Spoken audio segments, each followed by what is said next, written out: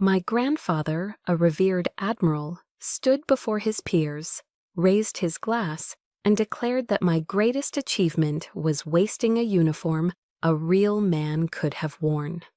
He said my only purpose was to be a stepping stone for my brother's brilliant career. But he didn't know I'd just found proof he was using my name, the one he spat on, to build his criminal empire. He was about to learn exactly what a wasted uniform is truly capable of. My name is Lieutenant Quinn Maddox. I'm 29 years old, and tonight I felt like an imposter in my own skin. I was standing in the grand ballroom of the Officers' Club in Norfolk, Virginia, a place that reeked of old power and expensive tradition. The air was thick with the mingled scents of gleaming mahogany and top-shelf Kentucky bourbon. All around me, immaculate dress-white uniforms moved with the fluid grace of swans. The men inside them, staff officers, future admirals, murmuring about postings at the Pentagon as if they were discussing country club memberships. My own uniform was just as white, just as crisply pressed, but under the fabric, I felt like it was still stained with the gritty, salt-laced dust of Somalia. I had just returned from a place where the heat was a physical weight, and the silence between firefights was more terrifying than the noise. A place where one of my brothers in arms, a man who had laughed with me over a cold MRE just days before, didn't come home. No one here asked me about that. They didn't see a combat-tested SEAL. They only saw the name stitched over my heart, Maddox. My brother, Liam, was the true center of this universe. He held court near the fireplace, his own uniform spotless, a smug, confident smile plastered on his face as he boasted about his fast-tracked future in the JAG Corps. He'd never seen a day of real conflict, but he wore the uniform like a birthright. I stood slightly behind him and to the left, a position I'd known my entire life.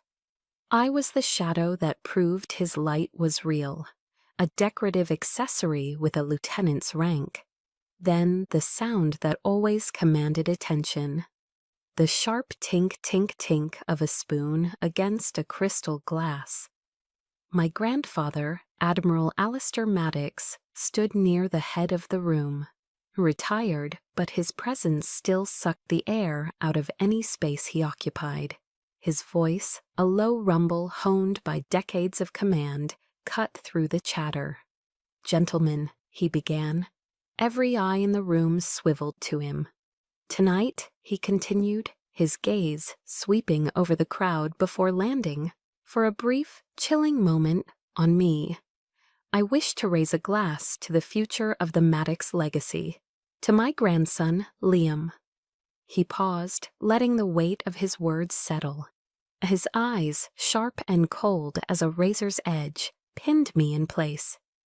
"The Maddox family produces leaders, thinkers. We do not produce grunts who are content to follow orders and get their hands dirty in the mud."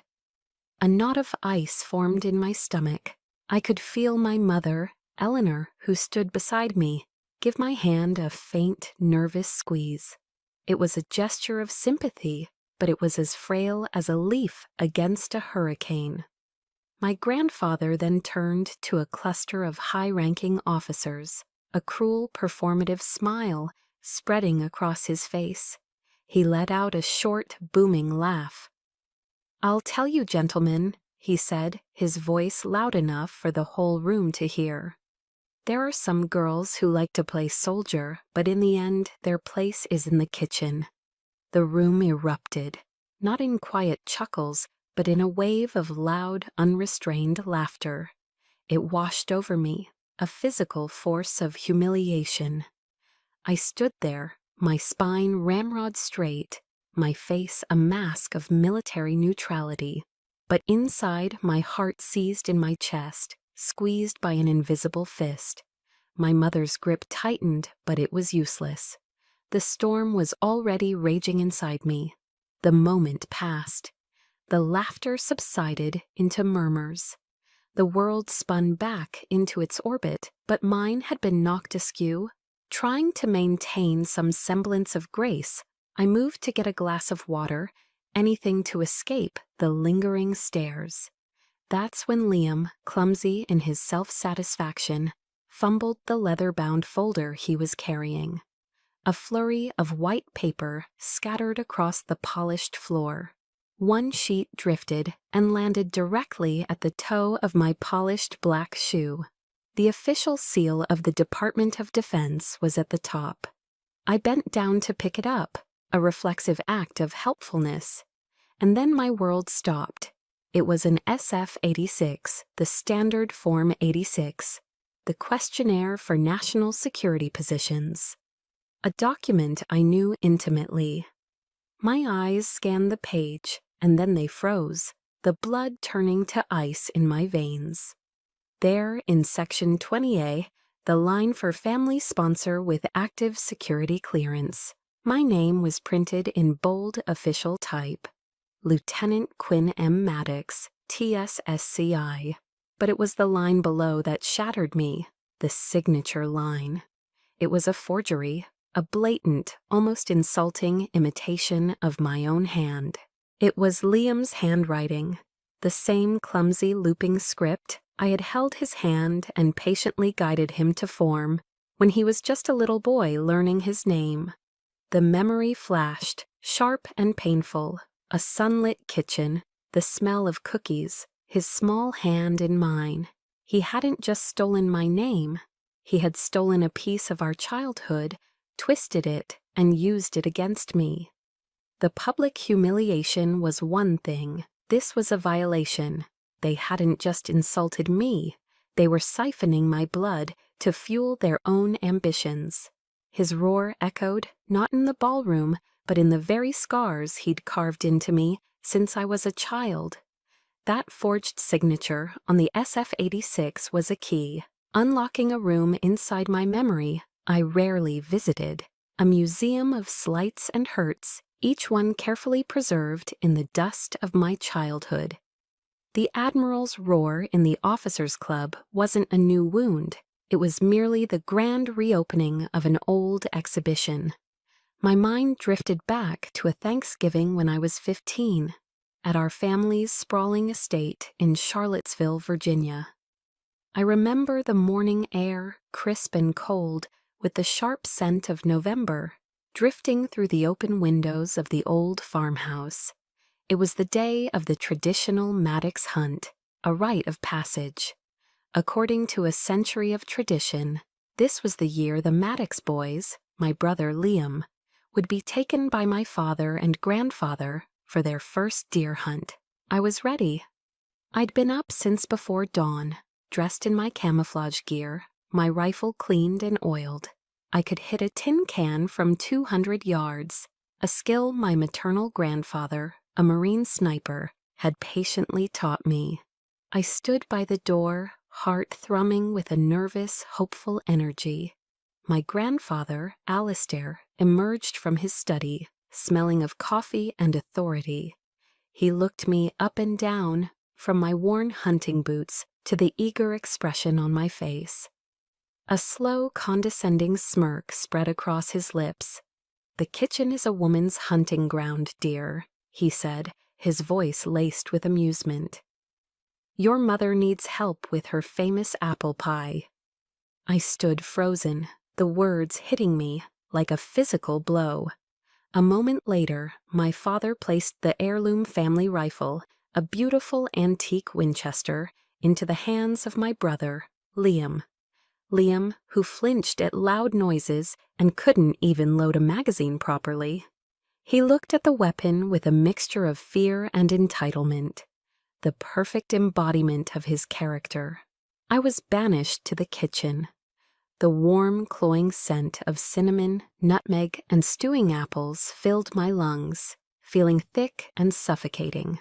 All morning, as I peeled apples and rolled out dough under my mother's sad, watchful eyes, I could hear the distant, exciting crack of rifle fire echoing from the woods. The sound of a world I was qualified for, but barred from entering. That evening, the great dining hall was filled with celebratory noise. Liam's first kill, a small buck my father had practically herded into his path, was the centerpiece of conversation. He was toasted, praised, his story embellished with each telling, until he sounded like a seasoned hunter. I sat at the far end of the table, silent, pushing the food around on my plate.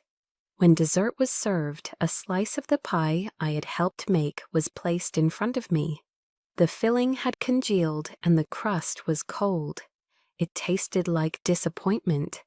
That wasn't the only exhibit in the museum. The most prominent one was in the main drawing room, the Maddox Wall of Honor. It was a vast expanse of dark, polished oak, dedicated to the uniformed portraits of the men of the Maddox line, stretching all the way back to the Civil War. It was a silent, imposing testament to our family's patriarchal legacy. When I graduated from the Naval Academy at Annapolis, not just graduated, but did so with honors, my mother had been bursting with pride. She'd had my official portrait in my crisp dress whites, professionally framed. In a quiet act of rebellion, she had hung it in a small, empty space at the very end of the wall. It was her small way of saying, "She belongs here, too." The next time I came home on leave, the picture was gone. A cold dread coiled in my gut. I didn't ask, I just searched. I found it in the storage shed out back, tucked behind a stack of old gardening supplies.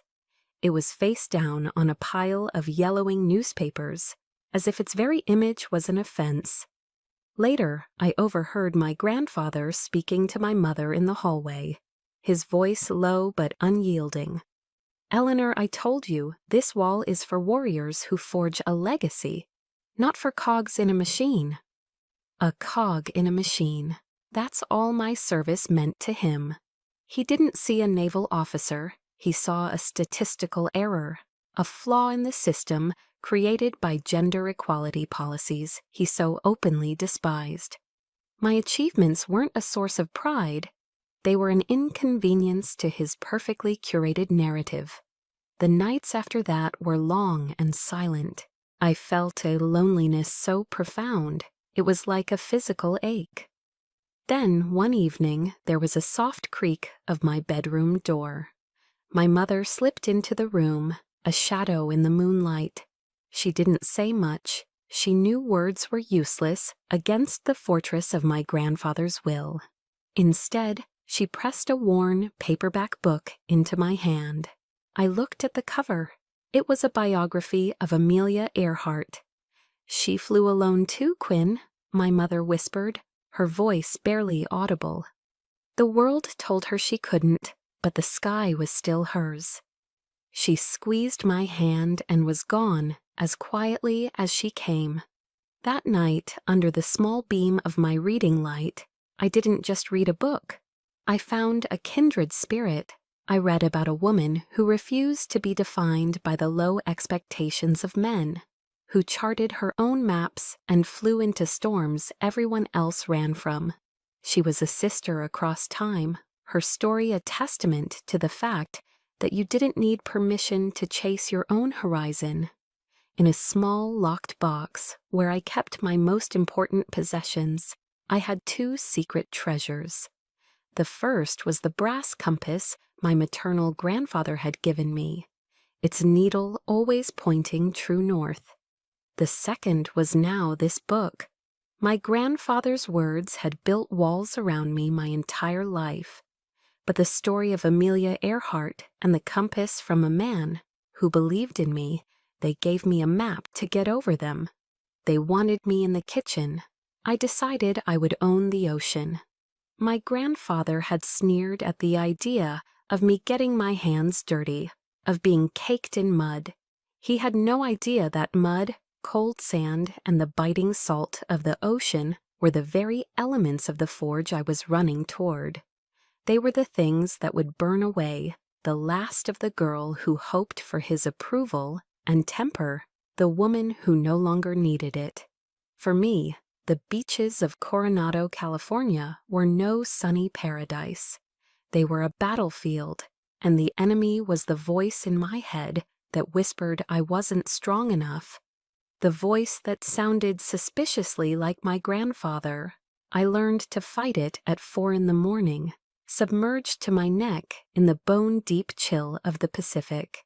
We called it surf torture, and the name was an understatement.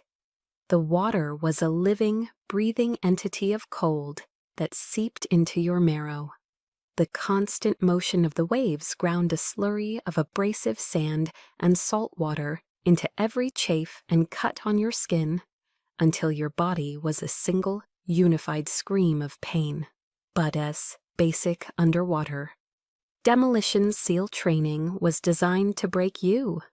I watched bigger, stronger men who could lift twice their body weight, quit. They had relied on brute muscle, and when that failed, they had nothing left. I didn't have their raw power. I had to be smarter. I learned to use technique to find the perfect point of leverage. I mastered my breathing, turning the icy agony into a low, consistent hum in the background of my mind. I found a point of stillness in the center of the physical hurricane. One of our instructors, a man whose face was a roadmap of hard-won battles, used to bark at us. Your body can handle 10 times what your mind thinks it can. Stop listening to that weak voice in your head. I clung to that sentence like a life raft. My grandfather wanted me in a warm kitchen. It was this freezing, relentless misery that finally made me feel alive. The ultimate test came during Hell Week, 5.5 days of non-stop, punishing evolution, all on less than 4 hours of sleep. Your body is a wreck, your mind a hallucinatory fog.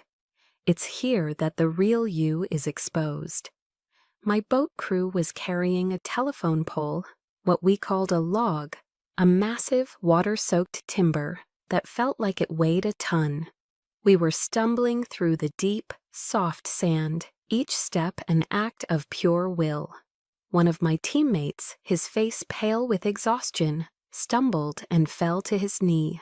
The log dipped dangerously. "I told you," he gasped, spitting out sand and bitterness. "This is no place for a doll."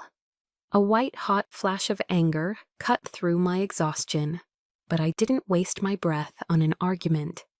I dug my boots into the sand, locked my knees, and tightened my grip on the rough, splintered wood.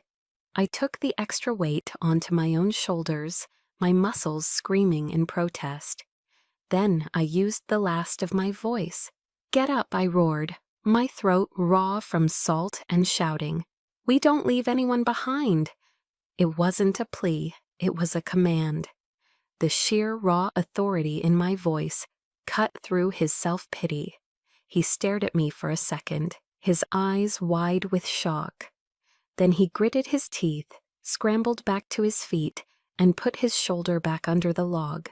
From then on, no one called me doll. They called me Maddox. The day I graduated Bud-S, standing on that grinder with the few men who had made it through, was the proudest day of my life. The California sun was warm on my face. Families were cheering, crying, rushing forward to pin the coveted trident, the symbol of a Navy SEAL, onto the chests of their sons, their husbands, their brothers. But there was no one there for me. Liam was busy with a law school party. My grandfather, I was told, simply refused to come. In the middle of the celebration, my phone buzzed with a single, short text from my mother. "I'm proud of you." I stood among my brothers in arms, the men I had bled with, and I had never felt so profoundly alone. I had done it. I had proven my worth to the most elite fighting force in the world. But to the family whose name I carried, I was still a ghost, a rounding error in their grand equation. That night, I walked down to the beach alone. I sat in the cool sand and pulled the small, heavy trident from my pocket. It gleamed in the moonlight, its eagle, anchor, and pistol a symbol of everything I had endured and overcome. This small piece of metal was my legacy. It wasn't a Maddox heirloom passed down through a line of entitled men. It was mine, forged in my own sweat, my own blood, and my own steel. I had proven them wrong, but as I sat there, the weight of the trident in my palm felt heavier than any log. It's heavy when you're the only one lifting it. And in that moment, facing a new war fought not with bullets but with lies, I confronted a bitter truth. This battle I couldn't win alone. I sat in my small apartment in Coronado, the late afternoon sun warming the floor. Through the sliding glass door, I could see the collection of rugged cacti on my balcony, standing silent and resilient against the salty air. They were survivors, thriving on neglect. For the first time, I didn't feel a kinship with them. I felt the crushing weight of my own solitude. The trident on my dresser was a testament to what I could endure alone. But this new war was different. This wasn't a battle of physical endurance. It was a battle of truth against a lifetime of lies. And I couldn't fight it alone. My fingers hovered over my phone. There were so few people I could call. Who could possibly understand the suffocating power of a man like my grandfather? With a deep breath that did little to calm the tremor in my hand, I dialed the one number that was both the source of my comfort and my pain, my mother. The phone rang 3 times, each one stretching into an eternity. Finally, her voice came on the line, soft and laced with its usual gentle anxiety. "Quinn, is everything all right, dear?" There was no easy way to say it. I didn't circle the issue. I just laid it out, my voice flat and clinical as I detailed the events at the officers' club, the public humiliation, and the cold, hard fact of the forged signature on the SF-86. The other end of the line went silent. I could hear her take a long, shaky breath. When she finally spoke, her voice was different. The frailty was gone, replaced by something cracked but solid, like earth after a long drought finally receives rain. "I am so sorry, Quinn," she said, and her voice broke on my name. "I have been so weak. For so long I've watched them chip away at you, and I did nothing but offer useless comfort. I let them trample you." She took another breath, this one firm. "But not this time. This stops now. Whatever you need to do, I will do it with you. I have some of his old things in storage. Papers, letters. I don't know if they're useful, but they're yours." For the first time in my 29 years, I didn't feel like my mother was trying to soothe me. I felt like she was standing beside me, ready to hand me a weapon. A friend from the academy had given me a name, a JAG lawyer with a reputation for being brilliant and utterly fearless. The next day, I drove up the coast to a small, quiet coffee shop, tucked away in a La Jolla cove, a place where the gentle sound of the waves seemed to promise discretion. Major Anya Sharma was already there, sitting at a small table in the corner. She stood as I approached, in her uniform with intelligent, perceptive eyes and a handshake that was firm and decisive. She radiated competence. I didn't waste her time. I laid out the facts, just as I had for my mother, and slid a copy of the fraudulent SF-86 across the table. She listened. She didn't interrupt, didn't offer platitudes. Her dark eyes were fixed on mine, and in them I saw no pity, no disbelief, only sharp, focused analysis. She was a fellow warrior, and this was her battlefield. When I finished, she was silent for a moment, her gaze dropping to the forged signature on the paper. Then she looked up, pushed her untouched cup of black coffee to the side, and leaned forward slightly. "Lieutenant," she said, her voice calm but carrying the weight of law. "This isn't a family drama. This is felony fraud against the federal government and a clear violation of Article 134 of the UCMJ.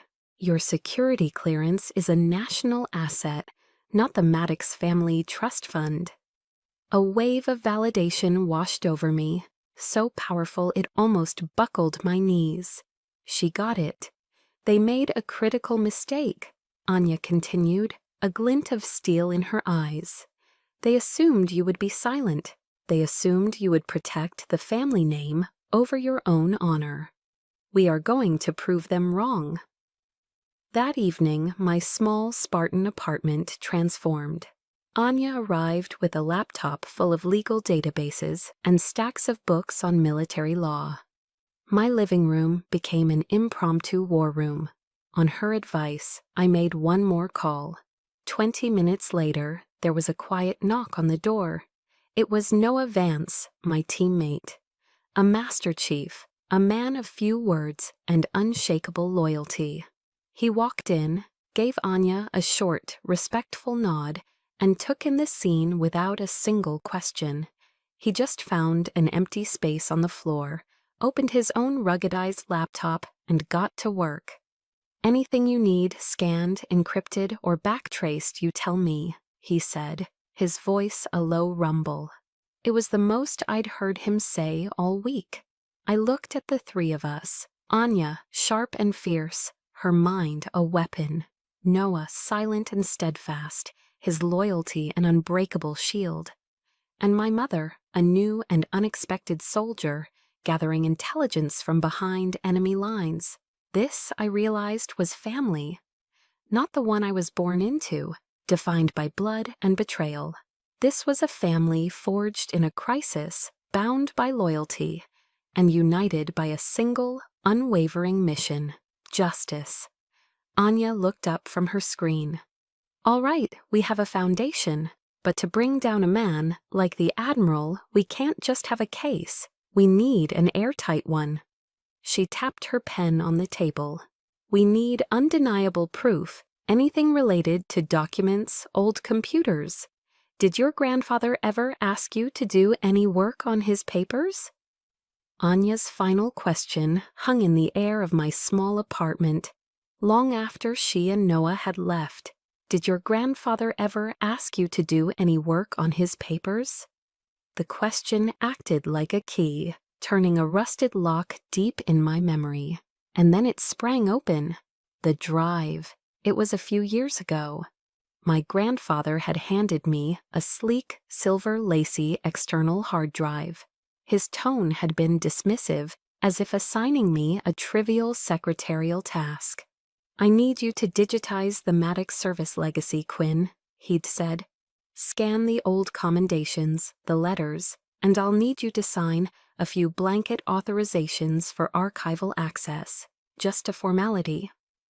I'd done it without a second thought, eager for any crumb of inclusion, any task that made me feel like part of the legacy.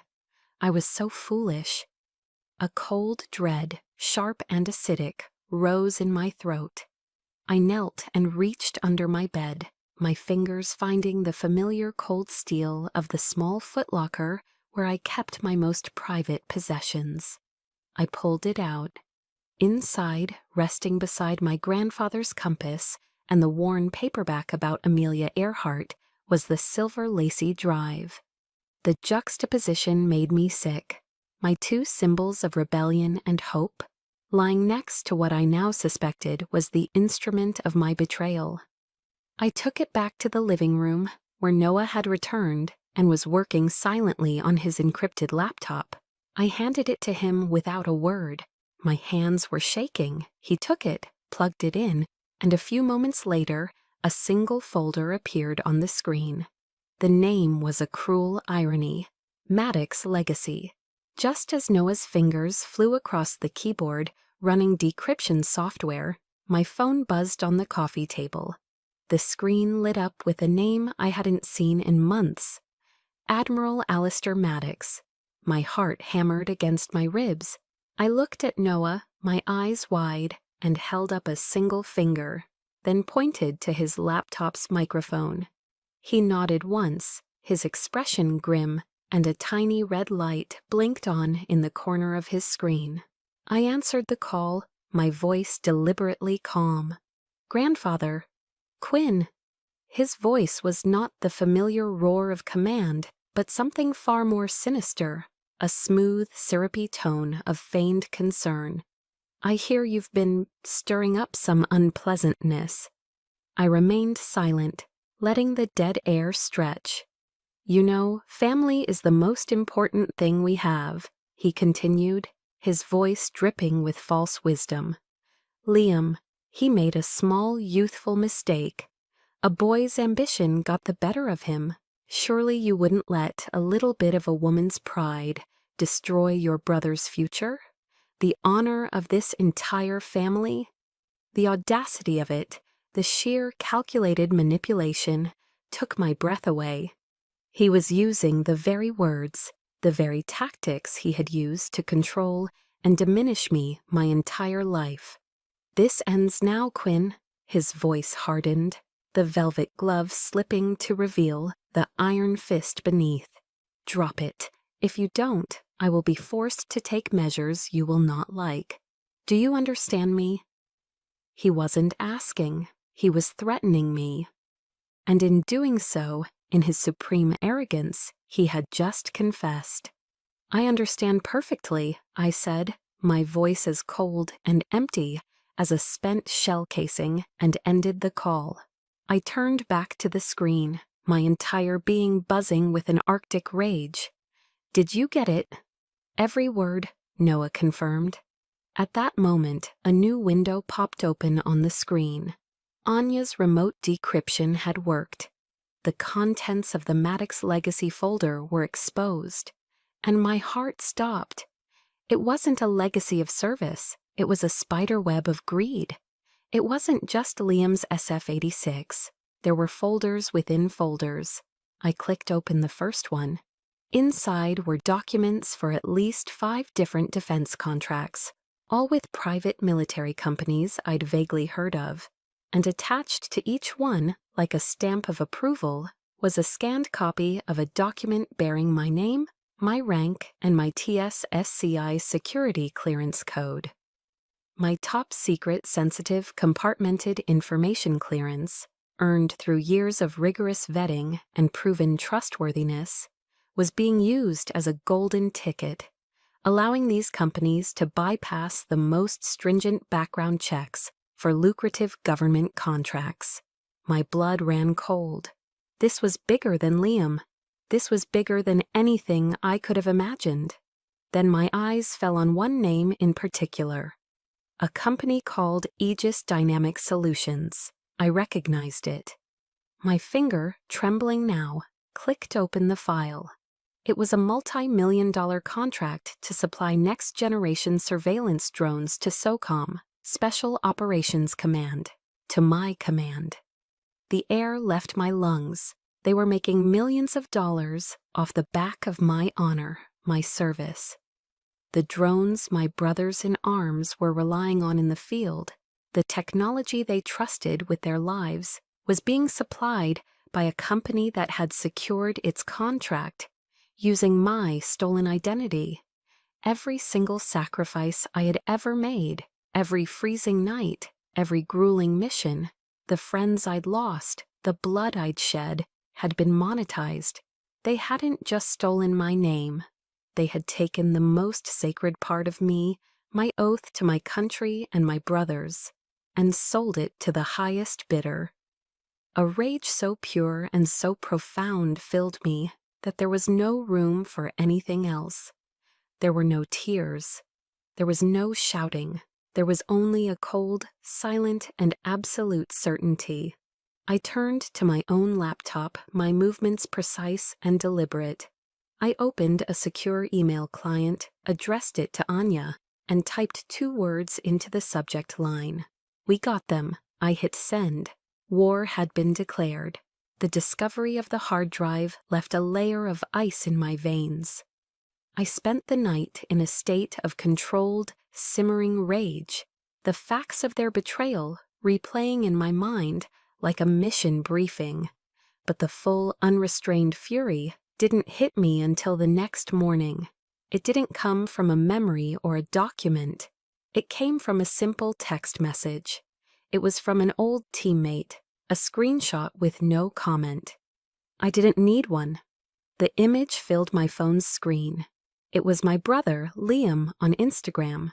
He was standing on a pristine white sand beach in Maui, the turquoise water impossibly blue behind him. He was grinning, tanned, holding up a fancy cocktail with a pineapple wedge on the rim. He was surrounded by a laughing group of his equally smug-looking friends.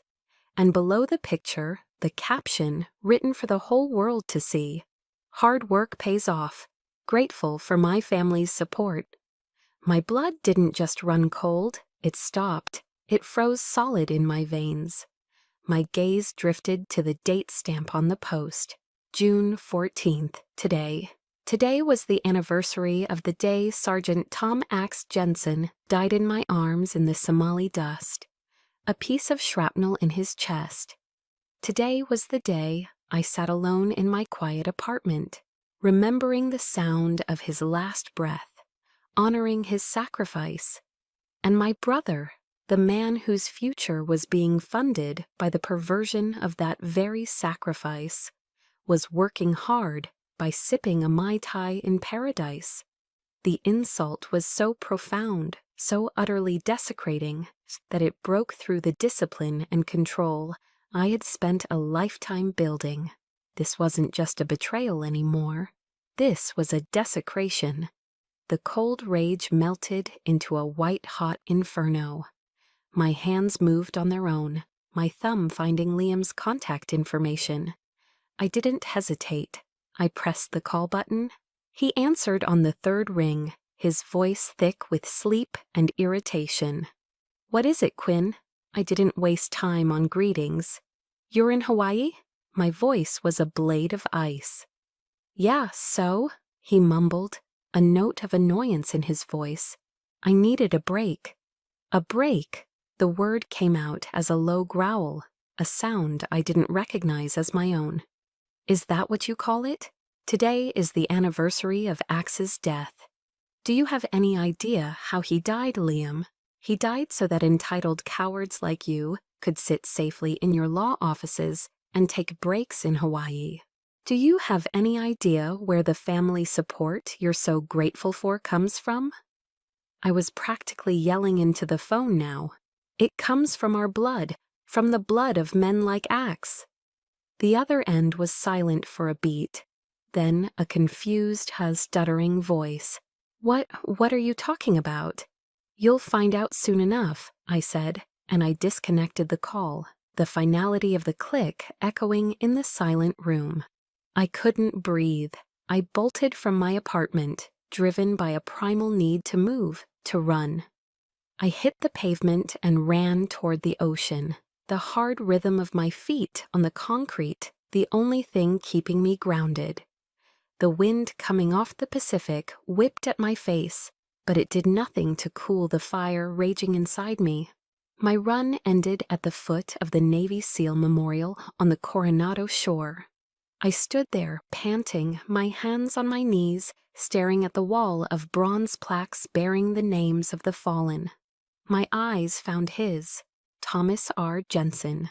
They had died for something, for honor, for their country, for the man next to them, and my family, my own blood, had turned that sacred sacrifice into a business transaction, a punchline.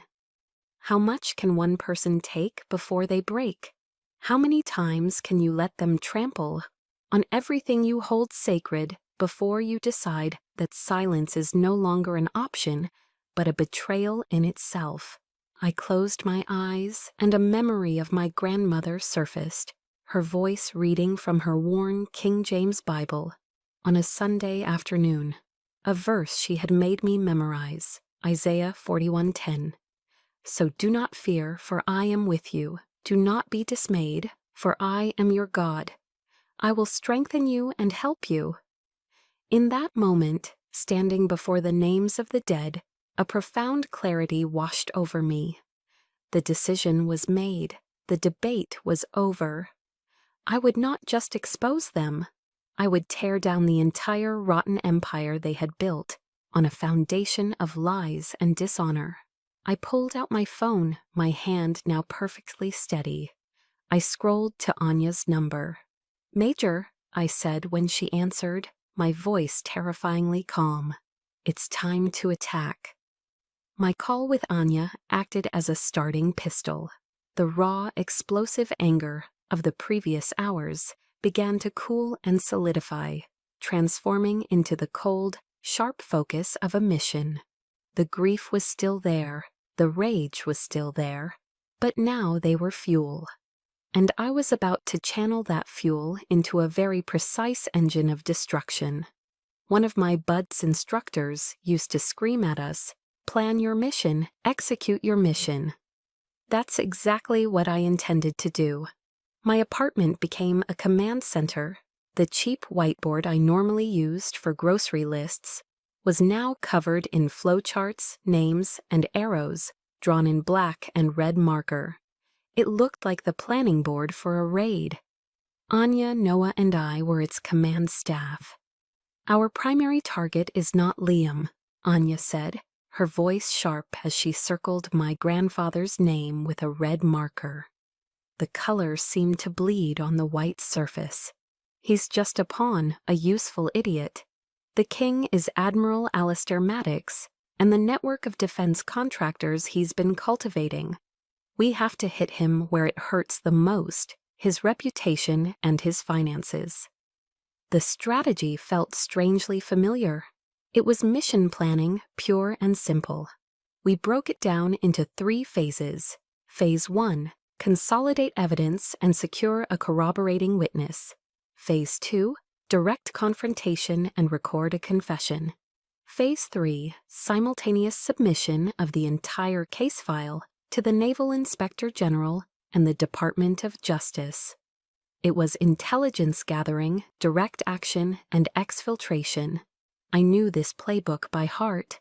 Our intelligence gathering began with the hard drive.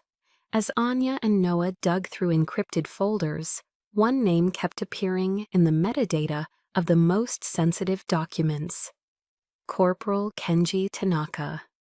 According to his file, he'd been my grandfather's personal clerk, his paper pusher. The records also showed he'd taken an abrupt and unexpected early discharge from the Navy, just weeks after the largest of the Aegis contracts were signed. It was too much of a coincidence. "He's the weak link," Anya stated, her eyes narrowed in concentration. "And that makes him the most important one. If he talks, if he agrees to testify about what he saw, this case goes from strong to hermetically sealed." Noah, working his quiet magic, found him in under an hour. Tanaka was living off the grid in a small rural town in Oregon, working as a carpenter. He had tried to become a ghost. I knew instantly that I had to be the one to go. Anya could send a subpoena, but a man hiding in fear wouldn't respond to a legal threat. He would just run deeper. Only a soldier could talk to another soldier. We spoke a different language, one built on shared hardship and unspoken codes of honor. I had to remind him of that. The flight to Oregon was long. I spent the time going over what I would say, but I knew it was useless. This wasn't about a script. It was about connection. I found Tanaka in a large, dusty workshop that smelled beautifully of pine and sawdust. He was thinner than in his service photo, and his eyes, the eyes of a man who lives in constant, low-grade fear, darted around nervously. He looked older than his years. When I introduced myself as Lieutenant Quinn Maddox, the chisel in his hand clattered to the floor. "I don't know anything," he stammered, his hands immediately raising in a gesture of surrender. He wouldn't even look me in the eye. I didn't press. I didn't raise my voice. I simply found an old wooden stool and sat down, letting the silence of the workshop settle around us. Then I told him about Axe. I told him about the men I served with, about the risks they were taking every single day. I told him about the Aegis drones, the ones whose procurement contracts he had personally notarized, and how those drones were now flying over the heads of my teammates in hostile territory. "I'm not asking you to go up against an admiral, Corporal," I said, my voice soft but firm. "I'm asking you to stand with the soldiers on the ground, your brothers, my brothers. Your silence right now, it's helping them turn our sacrifices into their profit margin. It's making them rich off the blood of men like Axe." He still wouldn't look at me, but I saw his knuckles turn white, and as he gripped the edge of his workbench. I had said what I needed to say. I placed a small card with Anya's number on it next to him. "If you decide you want to do the right thing, call this number. She'll protect you." I turned and walked away, the scent of sawdust following me out the door. I didn't know if I had succeeded. I spent the flight back to San Diego in a state of suspended animation, the entire operation hanging on the decision of one scared man in Oregon. As my plane was descending through the coastal fog, my phone vibrated. It was a text from Anya. "Tanaka called. He's in. He'll sign a sworn affidavit." A wave of relief so intense it felt like a physical impact washed over me. I leaned my head back against the seat and closed my eyes. Phase 1 complete. I pulled up my contact list, my thumb hovering over my grandfather's name. It was time for Phase 2. It was time to walk into the lion's den. Phase 2 required a very specific battlefield, one of his choosing, not mine. I selected the Army and Navy Club in Washington, D.C., a place so steeped in tradition that the very air felt heavy with the ghosts of past power.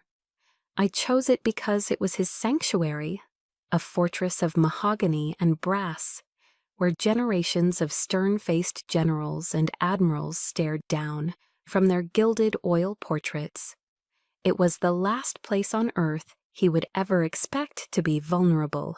In his throne room, a king never fears a coup. I prepared for the role meticulously.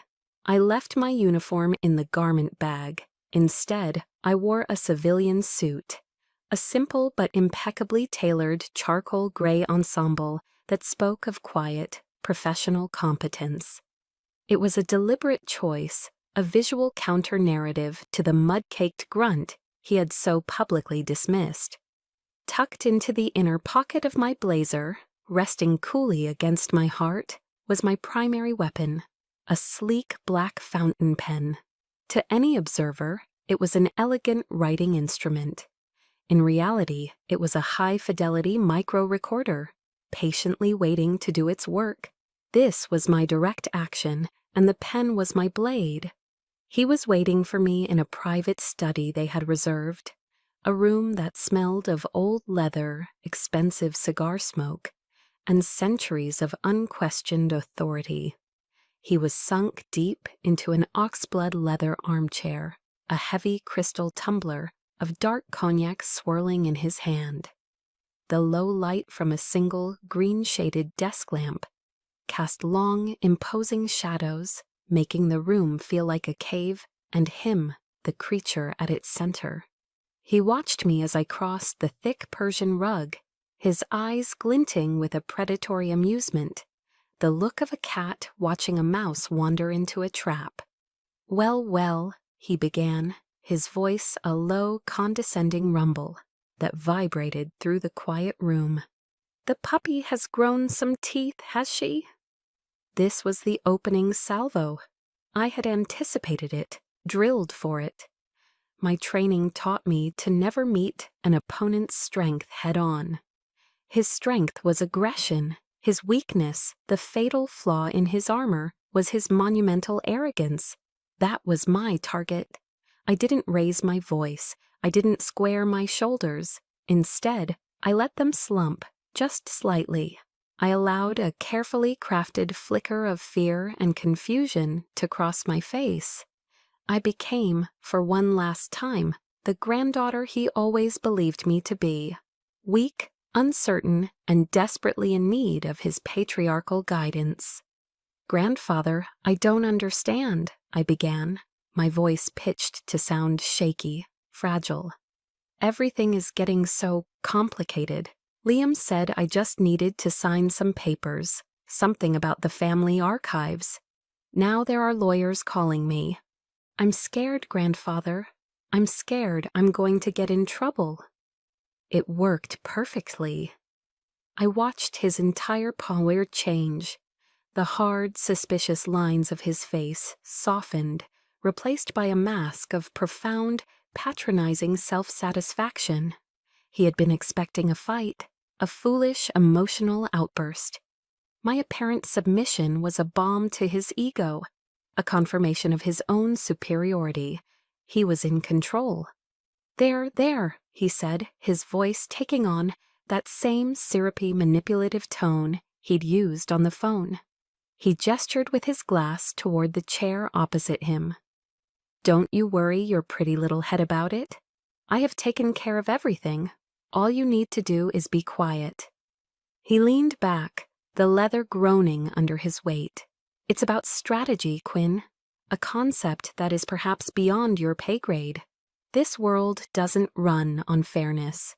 It runs on power and influence. It always has." He paused, taking a slow sip of his cognac, savoring the moment, savoring his own lecture. "Your name, your clearance, they have value. They are assets, and I have leveraged those assets to strengthen this family's position for generations to come. Frankly, you should be proud to have played your part." This was it. The moment of truth. The final approach to the target. I summoned a tear to the corner of my eye, a masterful touch of stagecraft I didn't know I possessed. I let my lip tremble. "But it was fraud, wasn't it, Grandfather?" I asked, my voice a broken whisper, laced with the tremor of a terrified child who has just realized the world is a dark and dangerous place. He threw his head back and laughed. It was not a warm, familial sound. It was the cold, sharp bark of a predator that knows it has cornered its prey. It was a sound of absolute victory. "Fraud," he scoffed, dabbing at the corner of his eye with a silk pocket square. "That's a word for the weak, Quinn. For victims, I call it leveraging assets. Your security clearance, my dear, is an asset of the Maddox family. It belongs to this family, just as the farm in Virginia or the house here in D.C. belongs to us. I built this name, this legacy, with my own two hands, and I have every right to use every tool at my disposal to maintain it." He leaned forward then, his eyes boring into me, the mask of the benevolent patriarch now completely gone, revealing the unvarnished tyrant beneath. His voice dropped to a conspiratorial, chilling growl. "You, Liam, all of you are instruments for the preservation of that legacy. You are tools in my toolbox. A grunt soldier like you, a simple tool, could never possibly understand the burdens of a man in my position." He had said it all. He hadn't just admitted to it. He was boasting. He believed it was his divine right. He saw me as nothing more than an object, a piece of property. The final piece of evidence was secure. I let the silence hang in the air for a 3 count, letting his words fully saturate the recording, letting them etch themselves into digital permanence. Then I slowly rose to my feet. I straightened my jacket, and as I did, the frightened lost girl I was playing evaporated. The slump in my shoulders vanished, replaced by the ramrod-straight posture of a naval officer. The fear in my eyes was replaced by a cold, calm emptiness. I reached into my blazer, and he watched, a flicker of confusion clouding his features. I pulled out the fountain pen. I didn't point it at him. I simply capped it, the click of the lid snapping shut, echoing in the silent, tomb-like room. Then I placed it back in my inner pocket. "Thank you, Admiral," I said. My voice was perfectly level, devoid of all emotion, as clear and cold as a winter morning. "You just signed your own conviction." The self-satisfied, arrogant smirk on his face froze, then collapsed. His eyes widened, the pupils contracting, as the meaning of my words, the click of the pen, the sudden, terrifying transformation in my demeanor, all slammed into him at once. The king, in his own throne room, had just been checkmated, and he finally realized he had been playing against a grandmaster all along. I walked out of the Army and Navy Club and into the cool Washington, D.C. night, feeling strangely hollow. The adrenaline from the confrontation drained away, leaving behind a profound exhaustion. The victory didn't feel triumphant. It felt heavy, like the silence after an explosion. The Admiral, however, was not a man to accept defeat quietly. His retaliation was swift and vicious. By midnight, his Plan B was in full effect. The attack came not from a direct confrontation, but from the insidious world of anonymous sources and digital whispers. An article appeared on a prominent military affairs blog, a respected outlet many of my peers read daily. The headline was subtle but damning. "Concerns mount over decorated SEAL officers' stability." The article quoted unnamed sources close to the Maddox family, who expressed deep concern for my well-being. It insinuated that I was suffering from a complex and severe case of PTSD following my recent deployment. It painted my quest for justice as erratic behavior, a symptom of my instability, a potential threat to national security. They had taken the sacred wounds of my service, the invisible scars of war, and twisted them into weapons to use against me, to discredit me, to silence me. It was the most cowardly, despicable thing he had ever done. My phone rang. It was Anya. "I see it," she said, her voice a tight coil of controlled anger. "I knew he'd pull something like this. The last resort of a guilty man is to paint his accuser as insane." "What do we do?" I asked, my own voice sounding tired, distant. "Nothing," she replied firmly. "We let them scream into the void. This is a temper tantrum. They're showing their desperation. We won't respond with a press release. We'll respond with a federal indictment. Let them have the blogs. We're taking the courthouse." Her confidence was an anchor in the storm. But the real turning point came the next morning. My mother called. Her voice wasn't the familiar, fearful whisper I had known my whole life. It was clear and strong, humming with a righteous fury I had never heard before. "I saw the article, Quinn," she said, no preamble. "Your grandfather, he's gone too far. This is not about honor anymore. This is just cruelty." I heard the rustle of papers on her end of the line. "I'm not going to be silent anymore. I'm writing a sworn statement for Anya. I'm going to tell them everything, about the hunting trip, about the wall of honor, about every time he belittled you and every time your father stood by and let it happen. I will let the whole world know who is truly unstable in this family." A lump formed in my throat.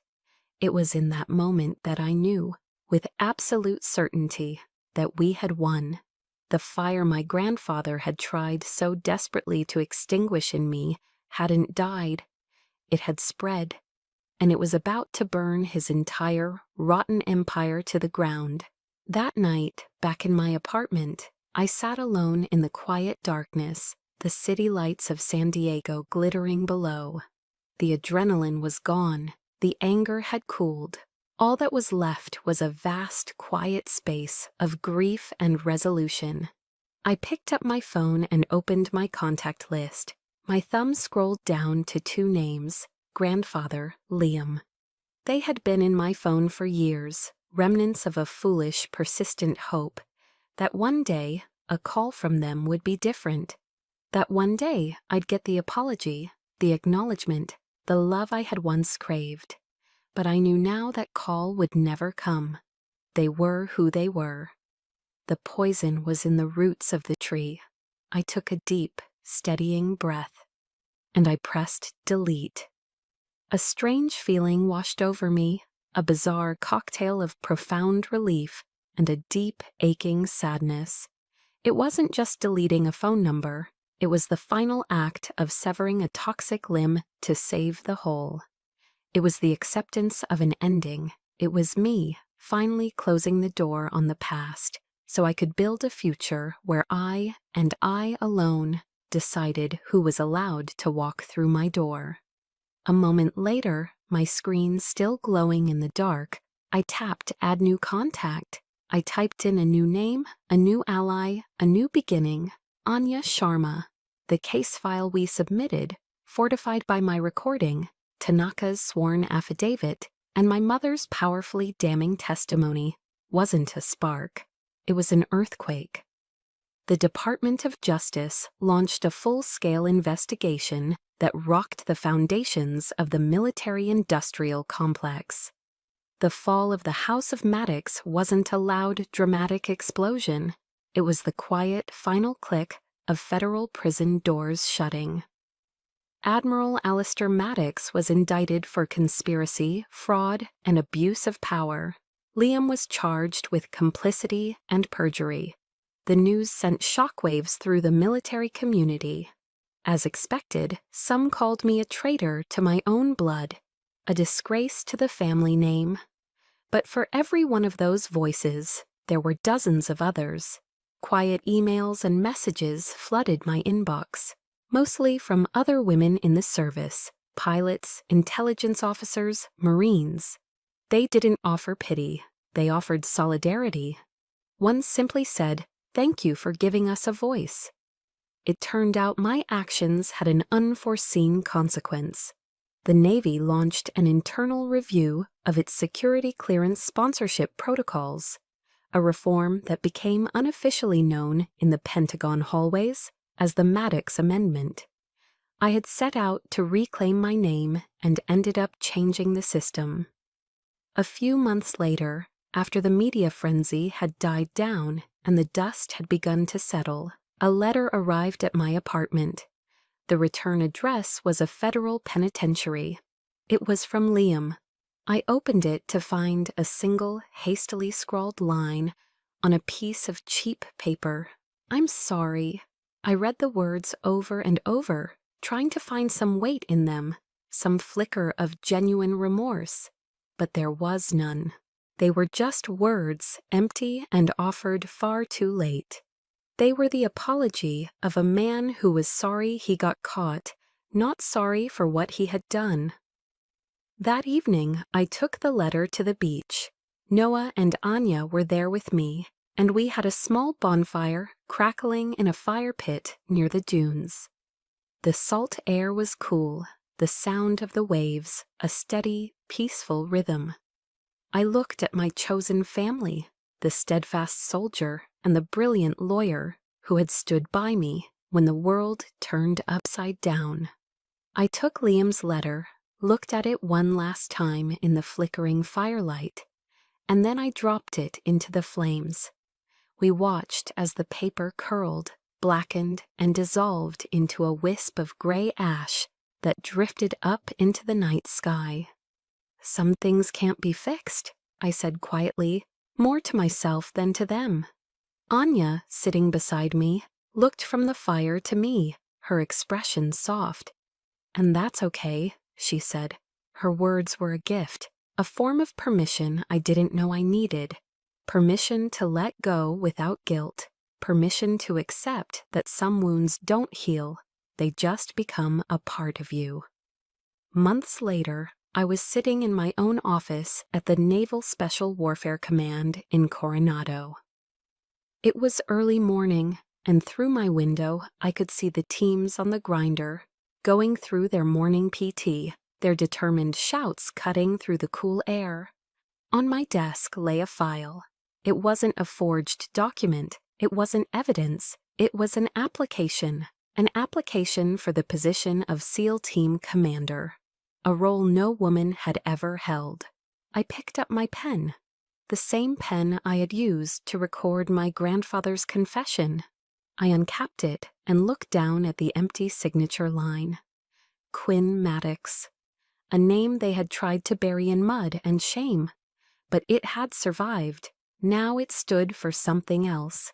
It was an imprint of truth, of honor, and of a future I would command myself. I signed my name. The ink flowed, dark and decisive. The stroke was strong. Outside, the Pacific Ocean whispered against the shore. The storm had passed, the sun was rising, and for the first time in a very long time, I felt at peace. I was still standing. That was my storm, and I know many of you are facing your own.